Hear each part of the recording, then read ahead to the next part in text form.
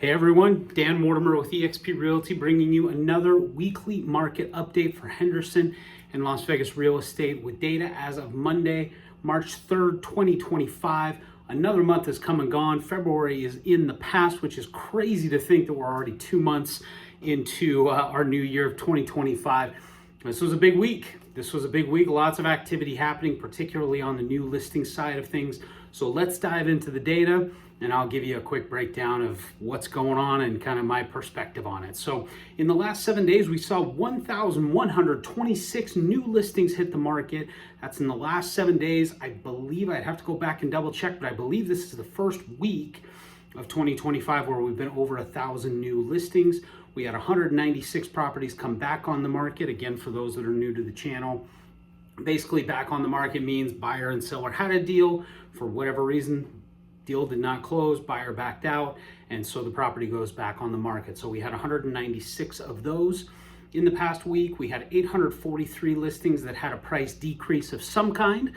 Could be $1, could be $100, $1,000, $10,000, $100,000, varies depending on the property and what the seller decides to do, but 843 price decreases.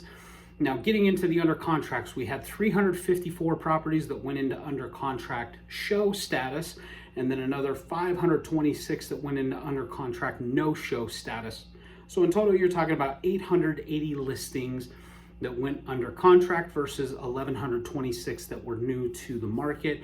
844 were sold. Deal closed out, seller got their money, buyer took possession of the property. 844 of those in the last week, and then another 82 that went into coming soon status, which basically, for those that are new, that means that it got listed on the MLS, but it's not publicly available. It should be active on the market in the next 30 days, or usually quite a bit less. Diving into the number of active listings, we are currently sitting on 5,626 single family home active listings.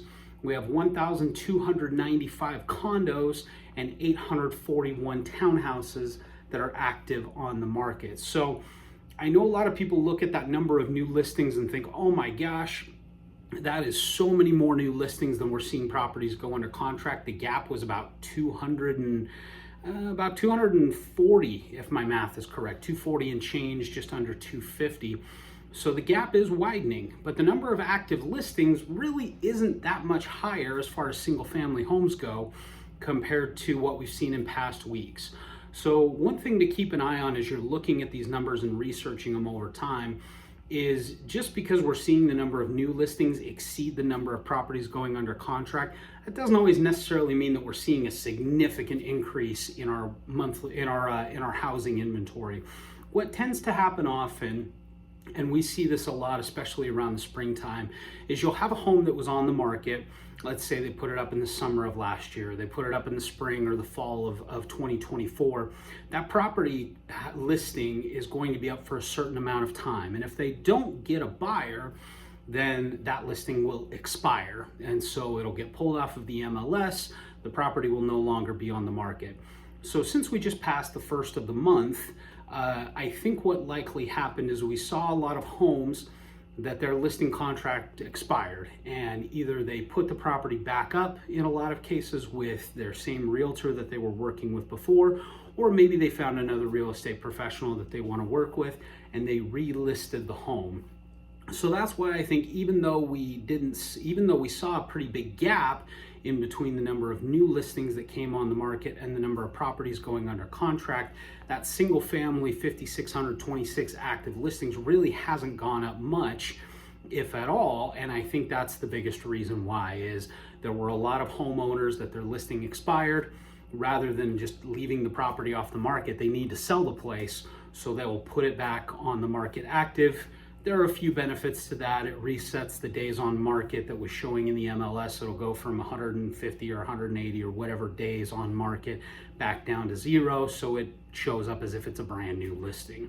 So I just wanted to provide some additional context to that. But I think the other thing that is happening in our market is, as we get into these spring months, as things continue to warm up in our market, I think we're going to continue to see the number of new listings increase. And I think the number of under contract listings is going to increase as well. Now, again, Each home is different. It's in a different community, different neighborhood. There's different levels of buyer demand depending on the price range, the location, what the home itself has to offer, the condition that the home is in. So there are a lot of different factors. But I know that some people will see 1,126 new listings hitting the market and be like, oh my gosh, our inventory is just getting crazy high and it's getting flooded. So I just wanted to provide some additional context. Doesn't necessarily mean that things are going down necessarily or that things are going up. The data is the data. So I would just, continue to use that and continue to track that if that's something that you're following. But it will be interesting to see because we are now into what I would consider our peak season for both listings and for properties going under contract. This is typically when buyer demand is the strongest between now and kind of the late summer, kind of end of July, beginning of August, and even throughout the month of August, just kind of depending on what the market conditions are. This is typically where we see sellers get the strongest prices, the most buyer demand. And for buyers, it's when you have the most choices, but you don't always have minimal competition. And so for people that I've been putting this out on these updates for quite some time, that the slower months when it's colder, maybe there are a few less choices, but there's generally less buyer competition in the market. Whereas now, between now and really the end of the summer, it wouldn't surprise me if there are a lot of homes that are seeing multiple offer situations. I was just talking to another associate of mine that came across a home that was in the $750,000, $800,000 price range, which is quite a bit above what we see for an entry-level home, $400,000 or $500,000. This was well above that in the 7s and the 8s, and this home had multiple offers, and the sellers were asking buyers to waive appraisal contingencies, and basically buyers were having to fight it out to secure this home. It was in a prime area. It was right near downtown Summerlin. Really good location. The home was in excellent shape. So I give that as an example, not to say that every buyer needs to jump in and waive every contingency possible, but to give a little bit of additional context to this data, because I don't want people to get the misunderstanding that, the housing market's still really slow, inventory's going up, I can buy whenever, and seller's going to bend to anything and everything that I want. That's not necessarily the case with every single home. I showed a home this weekend that had 7 offers on it already, and it had been on the market for 2 days. So there are definitely homes that are in strong demand. The biggest factors to look for when you're considering selling your home is you want it to put its best foot forward on day one, and that means making it look the very best for photos. If you're doing an open house as part of that listing, making sure that the home looks its absolute best during that open house and during those first few days of showings. And the other thing that's still a big factor is the price. I know people get jaded when they hear, oh, prices are at all-time highs. That means I can price my home wherever I want and I'm going to get buyer activity to it. That's not the case. If you put your home on the market because the rates are high, because prices are at all-time highs, buyers, generally speaking, are not overpaying for a home. They want to get a good deal. They want to get the best price possible. They may need help with closing costs. So pricing your home in this market is extremely crucial.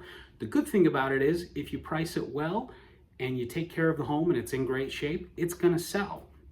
So, but that's something to keep in mind is as things evolve over these next few months and we get into these peak buying months, it's important to position your home for success, not overpricing it, because what happens is you overprice a home, you set it too high, you get no activity, and then other homes in the area pop up under your price range. Buyers go after those. Now you got to reduce your price. Now your home's been on the market for 2-3 months. Buyers are starting to say, well, these other ones just popped up around the same price range. What's wrong with this home? Why is this home not selling? And they'll tend to gravitate to the newer inventory. So it takes longer to sell, you end up chasing the market down, and you sell for less than you probably would have sold for had you priced it right from day one. So I hope this video provides you some additional context and some value. If it did, there are 2 ways that you can support this channel so I can continue to put together content, keep you educated and informed about our wonderful Las Vegas and Henderson real estate markets. The first is the easiest.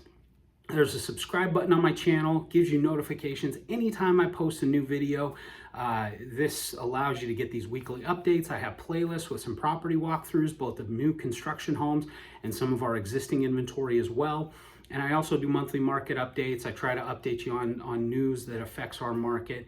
So that way you can get notifications anytime I post a new video. There's no cost to do so. It's completely free. Think of it as like following me on Facebook or Instagram. And the other way, the second way that you can support this channel is I'll put a link in the description of this video below where you can set up a one-on-one meeting with me. Gives me a chance to understand your real estate goals, what you're trying to do, and it just allows us to get to know each other and see what I can do to help you to achieve those real estate goals.